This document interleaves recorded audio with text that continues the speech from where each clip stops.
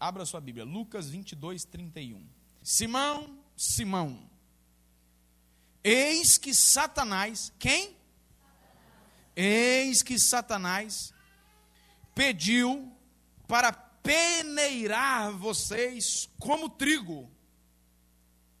Eu, porém, orei por você, para que a sua fé não desfaleça. E você, quando voltar para mim, tem uma tradução que fala, quando você se converter a mim, você possa fortalecer os seus irmãos. Você acredita que esta é a palavra de Deus? Diga glória a Deus. Hoje, o tema da minha mensagem é Satanás, um servo improvável. Assente aí no seu lugar e vamos caminhar comigo aqui.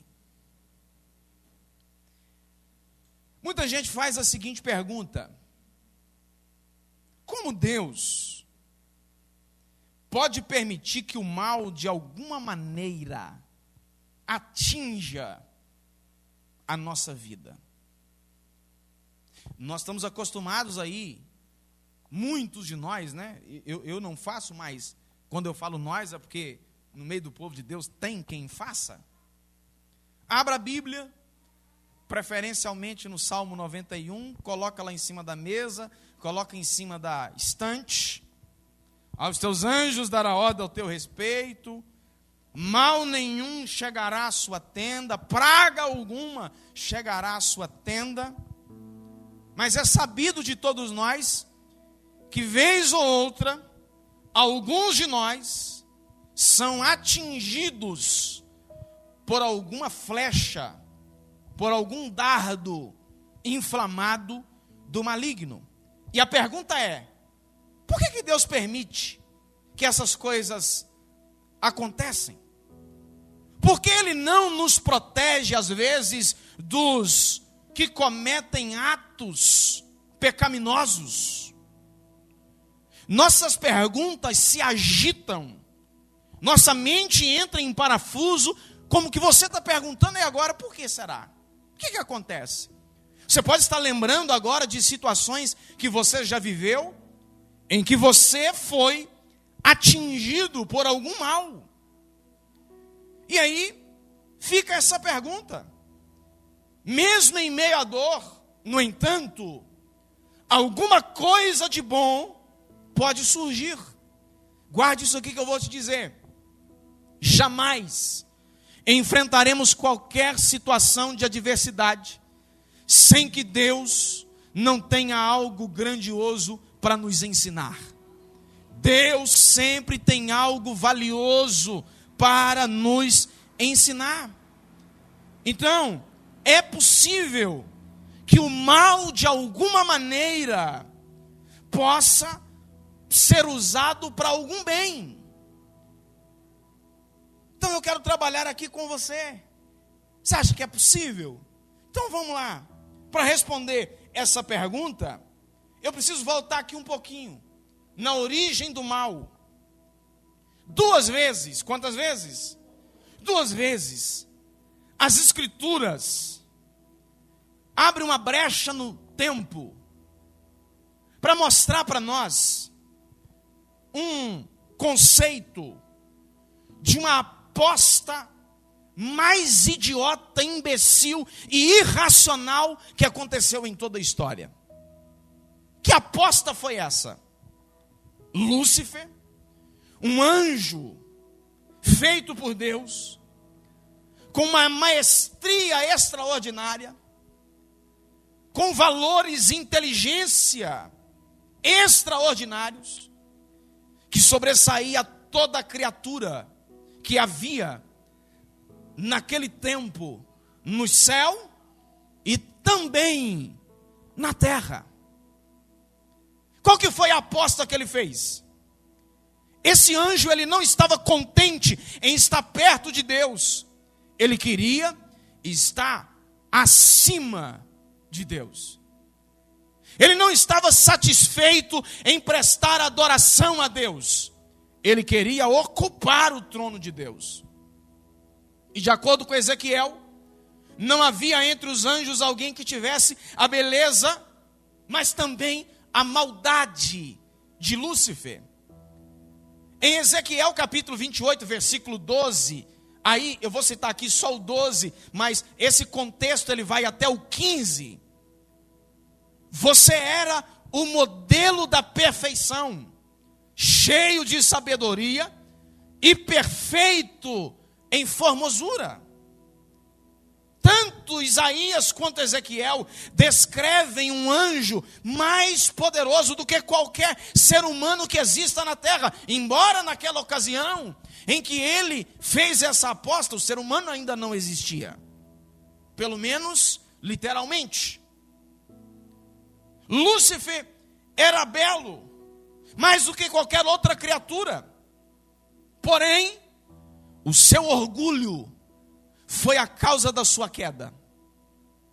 Isaías citou isso. Isaías capítulo 14, versículos 13 e 14, é tido como a descrição de Lúcifer. Olha o que ele disse, descrição da sua queda. Olha o que ele falou: subirei ao céu, exaltarei o meu trono acima das estrelas e me assentarei no monte da congregação, nas extremidades do norte. Subirei acima das mais altas nuvens, serei semelhante ao Altíssimo. Perceba aqui a arrogância, a petulância dele, a sua insensatez nas suas palavras. Uma vez que tentou ser Deus, Lúcifer se afastou de Deus. E perceba que foi com essa mesma proposta que ele chegou lá no jardim. Um dia ele quis ser igual a Deus. Um dia ele quis tomar o lugar de Deus. Não conseguiu. Foi jogado do céu abaixo. E de repente, quando Deus criou, olha que privilégio que nós temos. Embora o texto diga que Lúcifer era belo, cheio de inteligência, embora o texto diz que não havia nenhuma criatura igual a ele, todavia, nós temos algo que ele não tinha. Deus fez a mim e a você a sua imagem e a sua semelhança. E isso causou nele uma revolta. Porque no começo ele queria ser igual a Deus e não pôde. Ele foi destronado. Mas de repente, Deus, por sua livre e espontânea vontade, ato da sua vontade e da sua graça, ele fez o ser humano exatamente aquilo que Lúcifer queria ser e não pôde. Ele fez o ser humano à sua imagem e à sua semelhança. Só que Adão e Eva não compreenderam isso direito.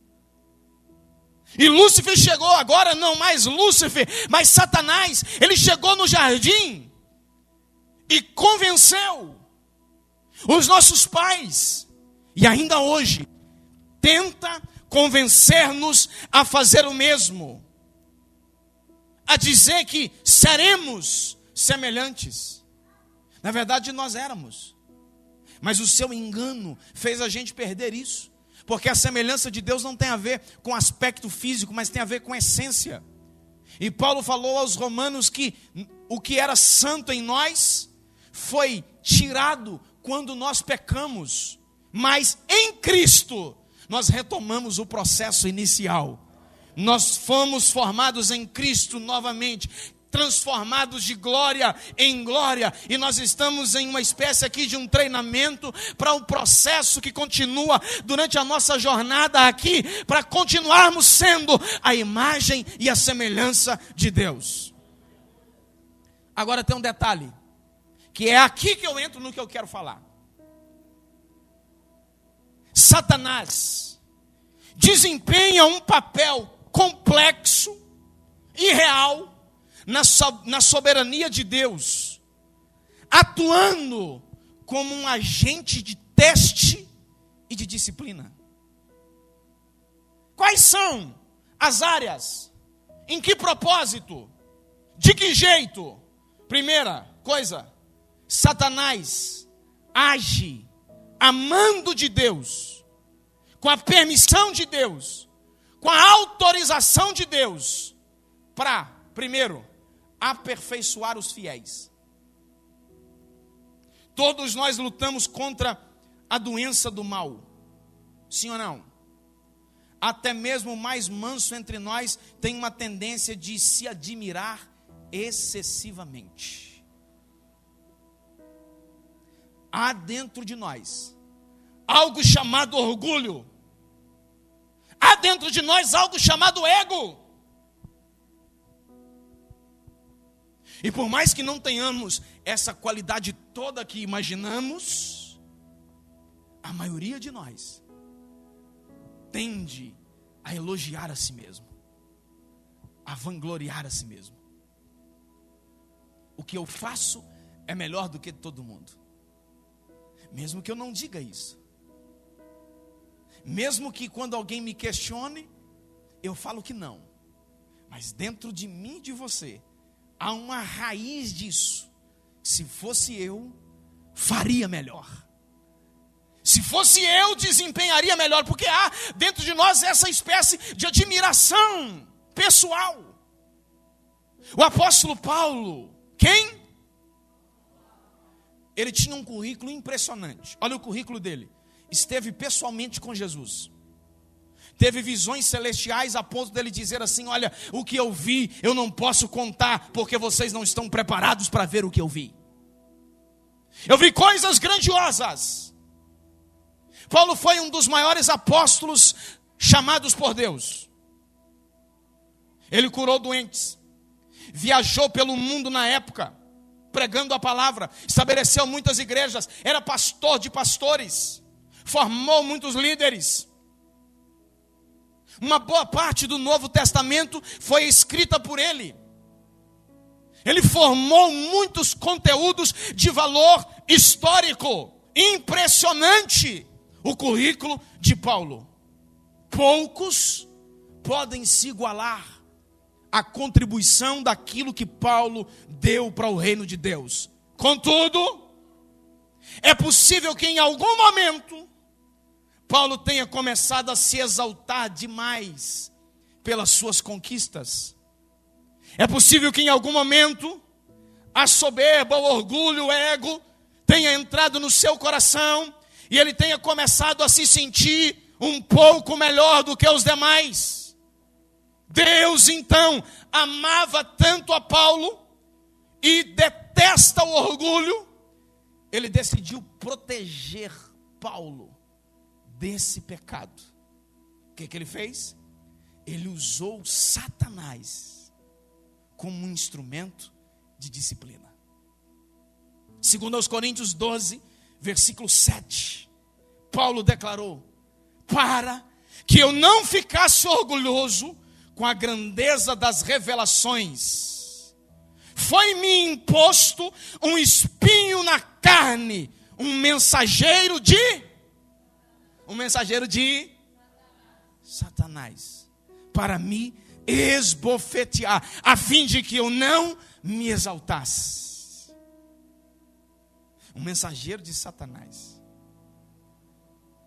para que eu não ficasse orgulhoso demais, por causa das revelações. Um mensageiro de Satanás. E Paulo chamou isso de um espinho na carne. Que exatamente era esse espinho? Não nos é dito o que é o espinho, mas sabemos que o seu propósito era manter Paulo na linha. O seu propósito era manter Paulo humilde. O mensageiro poderia ter sido uma dor física, um problema emocional, ou até mesmo uma pessoa difícil na vida dele, como um agente de Satanás, para manter ele na linha. Não importa aqui o que era.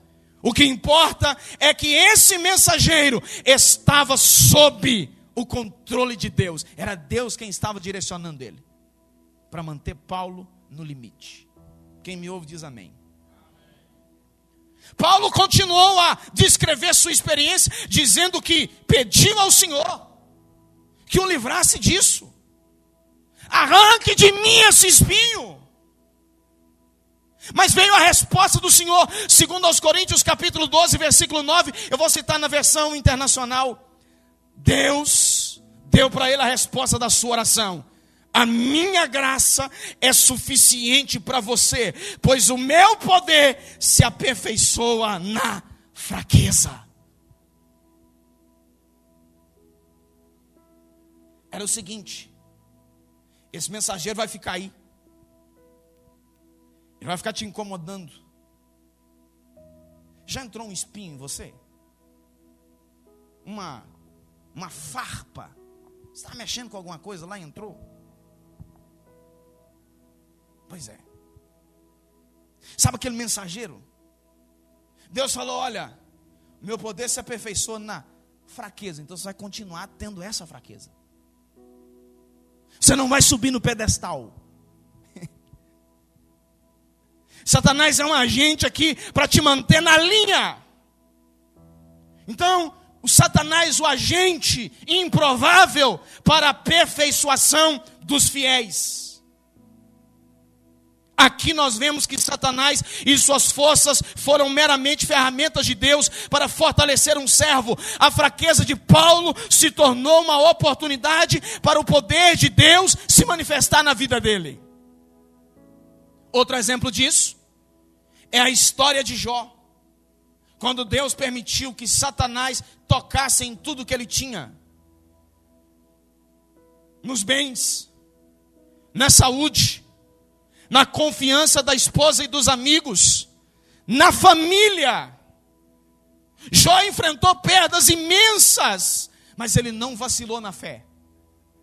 No final, Deus restaurou Jó e o abençoou mais do que antes. Mas ele teve que enfrentar os mensageiros de Satanás para causar nele uma aflição. Segundo propósito, quem está comigo diz amém. Satanás é um agente para despertar os que dormem.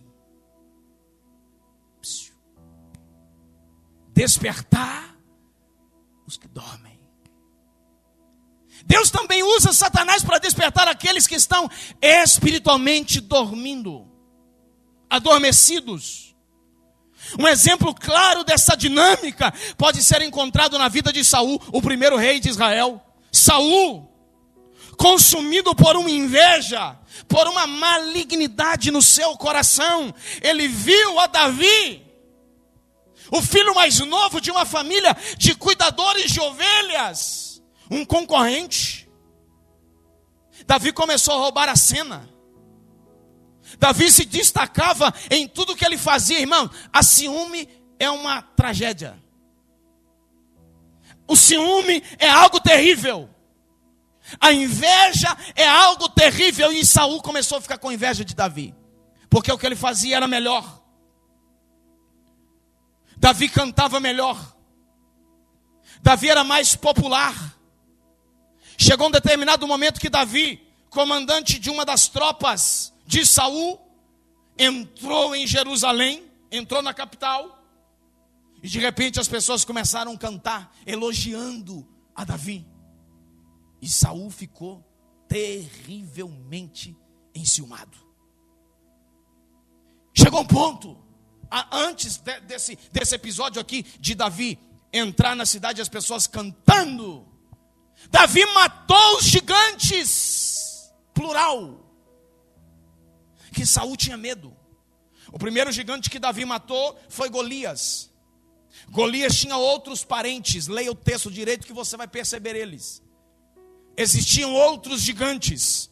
É por isso que Davi apanhou no ribeiro 5 pedras. Ele não apanhou 5 pedras para se caso errar a primeira, ele tinha certeza que ele ia acertar a primeira. Ele apanhou a 5 porque ele desconfiou, o restante pode aparecer, então eu vou estar preparado. Golias tinha mais 4, eram 5 gigantes. E ao longo do reinado de Davi, ele venceu os outros 4. E isso deixou Saul, até no então aqui, porque Saul acabou não vendo Davi vencer os demais, mas quando Davi venceu Golias, Saul estava lá para ver. Ele ficou enciumado, perseguiu Davi por muito tempo. E agora, para despertar a Saul na neblina dos seus ciúmes, sabe o que Deus fez? Deus recrutou a ajuda do seu mais relutante servo improvável, servo Satanás. 1 Samuel 18:10, lemos: um espírito mau, vindo da parte de Deus, se apossou de Saul, que teve uma crise de raiva na sua própria casa. Vou citar só essa parte do versículo. Aqui nós observamos um princípio sério. Olhe para mim.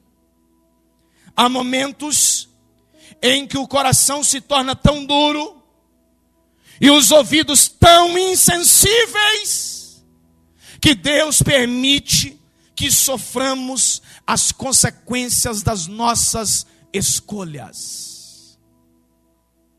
Nesse caso, um demônio foi liberado da parte de Deus para perturbar, para atormentar Saul. Escute isso aqui que eu vou lhe dizer. Se Saul não bebia do cálice da bondade de Deus, que passasse então um tempo bebendo o cálice da fúria do diabo, do inferno. E o texto diz que em um determinado momento ele estava bem, o espírito maligno se apossava dele e ele ficava todo transtornado. O texto bíblico, numa outra versão, na versão que eu citei aqui, que é a NAA, Nova Almeida Atualizada, fala que ele ficou cheio de raiva. Tem uma outra versão que diz que ele dava ataques ou que ficava em transe. Ele ficava fora de si. Então guarde isso. Se Saul não bebia do cálice da bondade de Deus, em um determinado momento ele passou a beber do cálice do inferno, de Satanás. O seu tormento tinha o propósito de levá-lo a reconhecer a sua condição e assim buscar a Deus novamente. Ei, esse conceito de disciplina divina também aparece no Novo Testamento. Olhe para mim aqui. Sabe o que aconteceu? Paulo, ao escrever para a igreja de Corinto, ele confrontou a igreja de Corinto, porque aquela igreja estava tolerando uma pessoa que vivia dentro dela com uma prática pecaminosa, um adultério. E o pior do que isso, o texto fala que esse indivíduo estava tendo um caso com alguém da sua própria família. E Paulo escreveu para a igreja de Corinto. E ele instruiu aquela igreja a tratar o caso. E olha o que ele fez. Ele instruiu aquela igreja que entregasse o homem adúltero a Satanás, para que ele enfrentasse as consequências de suas ações. 1 Coríntios 5:5. Bíblia, meu filho, não tem invenção da minha cabeça. Que esse tal seja entregue a Satanás para a destruição da sua carne, a fim de que o espírito seja salvo no dia do Senhor. Segura o texto aí. O que Paulo estava dizendo com isso aqui? Trate ele. Torne o caso dele público. Não varra para debaixo do tapete. Não esconda. Torne público. As pessoas vão olhar para ele e vão perceber tudo o que ele fez. Sabe quando alguém cai num pecado escandaloso? Sabe quando alguém cai numa situação aí que gera escândalo? Onde ele passa, as pessoas apontam o dedo. Davi estava saindo um dia do palácio, estava fugindo de Absalão, que estava tomando o seu trono, depois de ter cometido também um adultério, depois de ter mandado matar o marido da mulher. Meu filho, a Bíblia não esconde essas coisas. Isso para quê? Na Bíblia está dizendo coisas que serve de exemplo para nós fazermos, e tem outros escritos exemplos também de coisas para a gente não fazer. E Davi estava fugindo. E ele ia andando pelo caminho, e o texto diz que apareceu um camarada, que Davi já tinha ajudado ele algum tempo atrás. E esse cara foi caminhando, a caravana de Davi andava pelo caminho, e esse cara ia na beirada, no acostamento, xingando Davi, chamando ele de homem com a mão manchada de sangue, chamando ele de adúltero e falando mais um monte de coisas. Joabe, que era o chefe do exército de Davi, disse para Davi: vou lá pegar esse cara e vou matá-lo. Porque como é que esse cara dirige ao rei desse jeito? Davi disse para Joabe: não faça. Ele está sendo um mensageiro de Deus para me punir. Sabe o que era isso? Ele estava tocando o dedo na ferida. Porque tem muita gente que é assim. Tem muita gente que é o machão, é o bonzão. Na hora de fazer o B.O., não estou falando aqui que o machão aqui quer dizer que é só homem que faz isso, não. Porque tem muita mulher também com muita coisa escondida por aí. Quando eu digo por aí, não estou me referindo propriamente dita à igreja. Estou falando na sociedade de maneira em geral. Tem muita gente corajosa para fazer um monte de coisa, mas na hora de assumir o B.O. não assume. E aí na hora que a notícia começa a espalhar na cidade, andar na cidade, quer saber quem falou, meu filho? Saber quem falou não interessa agora. Você não devia ter feito. O problema maior não é quem denuncia, o problema maior é quem fez a bobagem. E aí Davi disse, aliás, Paulo disse para a igreja de Corinto: coloca esse cara para ser exposto, entrega ele na mão de Satanás para destruição. Ou seja, esse cara vai agora sofrer algumas consequências. O erro dele vai gerar para ele algumas consequências. Para quê? Para que ele se arrependa. No fim, o propósito é alinhamento. Ou seja, Satanás irá fazê-lo sofrer pelos erros cometidos. Essa ação pode parecer uma ação drástica. Irmãos, se o pastor da igreja Batista Shalom aparecer aqui dizendo que entregou fulano de tal na mão de Satanás para o diabo tomar conta, meu filho, é um escândalo. É um negócio assim que, com certeza, eu vou perder um bocado de gente aqui. Pois sem fazer esse trem, já tem gente que acha que o sermão está meio duro. E se fazer um negócio desse, pior. Mas pode ficar tranquilo que eu não vou fazer. Qual que era a ideia? É uma ação drástica. Mas até nisso era a expressão do amor, da graça de Deus. Era a expressão do cuidado de Deus em trazer de volta, em restaurar a disciplina, embora difícil, é uma oportunidade para que a pessoa desperte para a realidade e volte-se para Deus. Além disso, olha aqui outro caso. Paulo mencionou outro caso em sua carta a Timóteo, onde ele entregou agora dois: Himeneu e Alexandre. E ele diz que entregou esses dois na mão de Satanás para que eles aprendessem não mais a blasfemar. Porque era o seguinte: os caras apareceram com a heresia no meio da igreja e estava desviando um monte de gente da fé genuína. E aí Paulo disse: olha, eu vou entregar esses caras, Himeneu e Alexandre. E ele fala para Timóteo: esse Alexandre, ele me causou muitos males. É terrível quando alguém decide aumentar o peso que já é a vida cristã, de carregar muitas vezes situações. Quando alguém resolve acrescentar, aumentar o fardo, quando alguém decide tornar o fardo da vida cristã mais pesado. Jesus disse que o fardo é leve, mas tem gente especialista em transformar isso em um peso. E Paulo disse: eu vou entregar esses caras na mão. Aliás, quando ele escreveu para Timóteo, ele falou que já tinha entregue. Entre esses estão Himeneu e Alexandre, os quais entreguei a... Fica com medo de falar o nome não, gente. Não é falar o nome que atrai, não. Não fala o nome desse bicho. Ele não está nem aí. Fala o nome, não fala o nome. O que atrai ele são as brechas. Aí ele vem, meu filho. Você pode falar repreendido em nome de Jesus. orar o Pai Nosso 50 vezes. Se existir uma brecha aberta, Ele vem. Entre esses estão em Mineto, estão em Mineu e Alexandre, os quais entreguei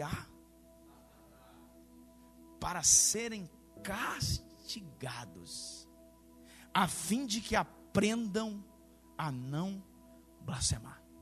Meu Salvador. Esses exemplos mostram que Deus, em sua misericórdia, em sua soberania, pode permitir que alguns experimentem o inferno na terra e possam despertar para a verdade de Deus. Alguns são despertados por um tapinha nas costas. Vão, meu filho, acelera, vamos andar para frente, vamos olhar para frente. Alguns são despertados assim, mas outros vão precisar de um safanão. Sabe o que é safanão? É aquele que você pega o indivíduo assim, dá nela com a chacoalhada mesmo, assim, sabe? Aquele que você pega a proposta que nós fizemos hoje aqui na escola dominical, que a turma que chegou meio dormindo de alguém, e inclusive apareceu até candidato na hora, se propondo a fazer, ficar na porta ali, quem chega dormindo, dá nele assim, sabe? Um colocado assim, um tampão no pé do ouvido. Tem gente que só acorda assim. Tem gente que acorda se você fizer assim. Psiu. Mas tem gente que não acorda, nem se eu perguntar, quem me ouve, diz amém.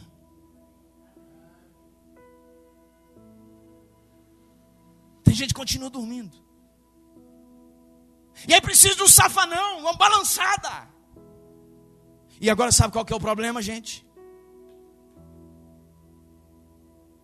É que essa balançada, geralmente, Deus utiliza da mão de outro ser para fazê-la.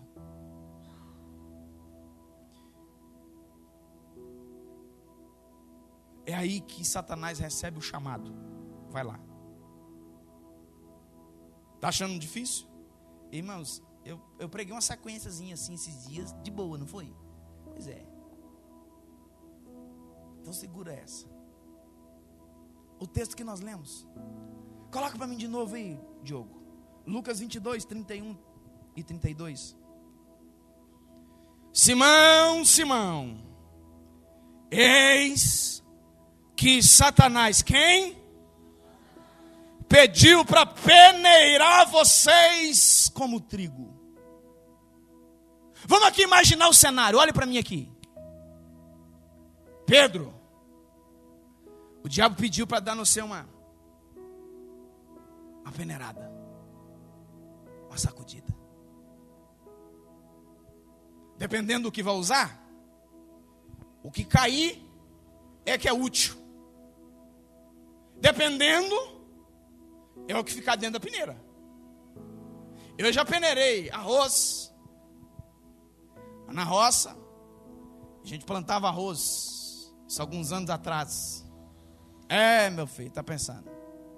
Já virei ano, 31 de dezembro para 1º de janeiro, atolado até cá em cima, no meio de um lamaçal, no atoleiro do brejo, plantando arroz.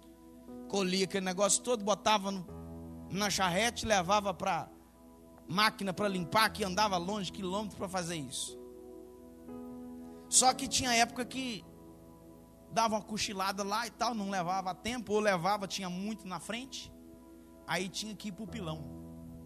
Pum, pum, e aí fazer de dois, né? Pum, pum, pum, pum. A turma aí nova aí nem sabe o que é isso, né? A turma do Danoninho aí não sabe não. E aí é o seguinte, olha aqui, psiu. Aí você soca, é o arroz. A colheita do feijão também é a mesma coisa, para dar aquela soprada, sabe? Coloca na peneira, vai dando aquela jogada para cima e soprando. Aí você tira a palha.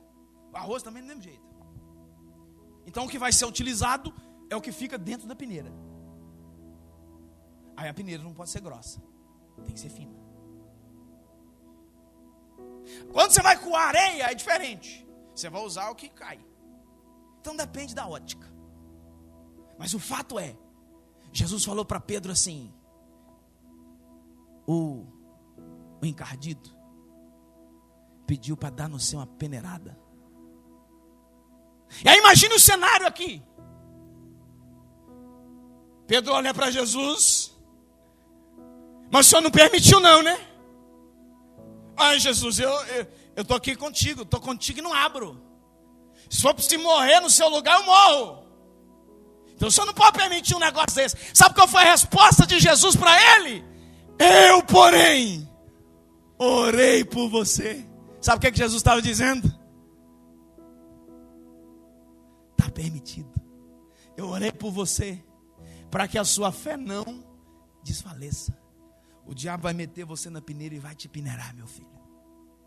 Ele vai sacudir com você. E você, acha outra versão aí que fala se converter, Diogo. Eu não sei se é a NVI. E você, quando, porém, você se converter, opa, tinha um propósito, porque da peneira, ó, a peneira, ó,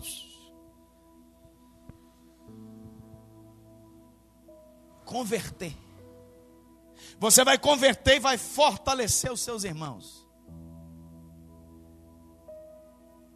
O Senhor não vai permitir não, né? Orei por você. Aqui no Mineirês, você está no bico do urubu. O bicho vai chegar e vai dar uma sacudida. Vai chegar e vai dar uma estremecida. Eu orei por você, para o Senhor te fortalecer. Mas a casa vai balançar. Ele vai chegar e vai sacudir. Mais uma vez observamos que Satanás precisou obter permissão. E teve.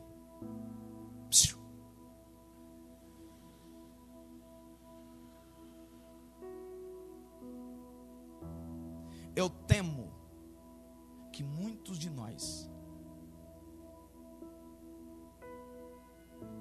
se alinharão ao propósito apenas depois de uma peneirada.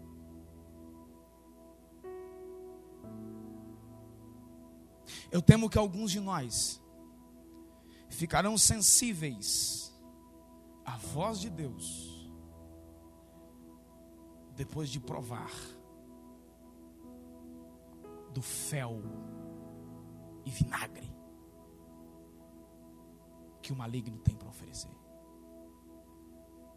Contudo, não se atemorize, porque ele só vai até onde o Senhor permite. Eu sei que mesmo falando isso aqui é difícil falar amém, falar glória a Deus, falar aleluia. O lobo só ataca a ovelha com a permissão do pastor. E o pastor só permitirá o ataque a longo prazo se o sofrimento compensar o ganho. Eu termino aqui dizendo que o propósito deste é prover um testemunho para a igreja. Quantas pessoas eu já não ouvi de chegar e contar na frente da igreja testemunhos do quanto sofreram na mão de Satanás, e isso gerar em outras pessoas temor. Era o que Jesus falou para Pedro. Ele vai dar essa peneirada e você vai fortalecer a fé de outros. Deus permitiu que Pedro passasse por uma provação para que ele pudesse encorajar os seus irmãos. Talvez Deus esteja fazendo o mesmo com alguém aqui. Deus sabe que a igreja precisa de testemunhos vivos do seu poder. Sua dificuldade, sua doença, seus conflitos estão preparando você para que você seja uma voz de encorajamento para os seus irmãos. Deus usa curados para curar. Na dor da sua aflição, na mesma área que você foi afligido e doeu, é que o Senhor te usará para sarar outros.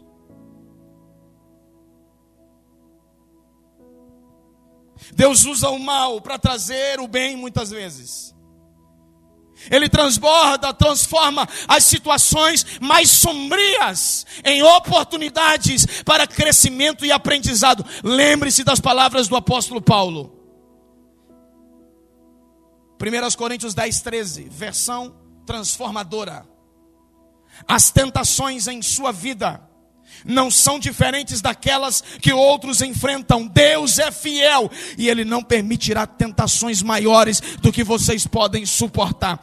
Quando forem tentados, Ele mostrará uma saída para que consigam resistir. Esses exemplos mostram que mesmo quando enfrentamos essas guerras, Deus continua no controle.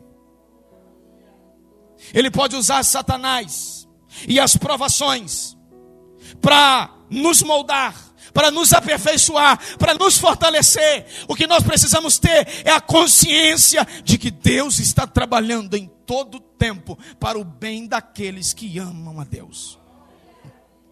Deus está trabalhando a todo tempo para nos tornar semelhantes a Cristo. Gênesis 50:20. Sabe o que José falou para os seus irmãos? Quando os seus irmãos foram lá para o Egito, José disse para eles como um tapa de luva: vocês planejaram o mal contra mim, mas Deus tornou em bem. Fique de pé comigo, por favor.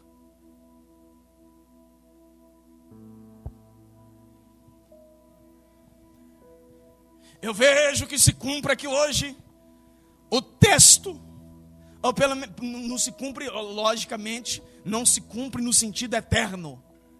Mas eu vejo que se cumpre aqui uma palavra do texto que está lá em Apocalipse. Houve silêncio por quase 40 minutos.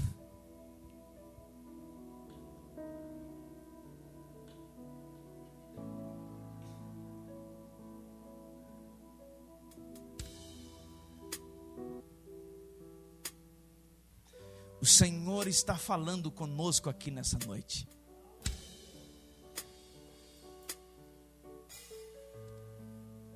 Olhe para mim aqui. Não sou Satanás. Sou um servo de Deus, mas não sou Satanás. E hoje eu estou sendo usado aqui para que você seja despertado, para que você ouça a voz de Deus. Não espere que Ele chame um outro servo que não seja eu. Não espere, porque Ele vem com a peneira na mão. Não sei se é grossa ou se é fina, mas Ele vem com a peneira.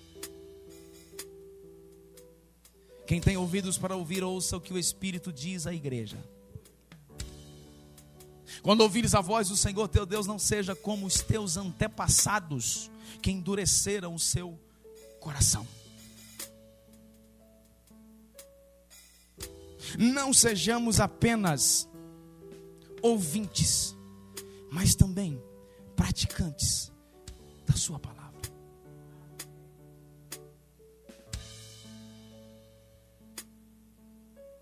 Feche os seus olhos. Coloque a mão no seu coração. Nós somos teus servos, Senhor. A tua palavra nos diz que o Senhor disciplina aquele a quem o Senhor recebeu como filho. Nós somos teus filhos. O seu Espírito testifica ao nosso espírito que nós somos teus filhos.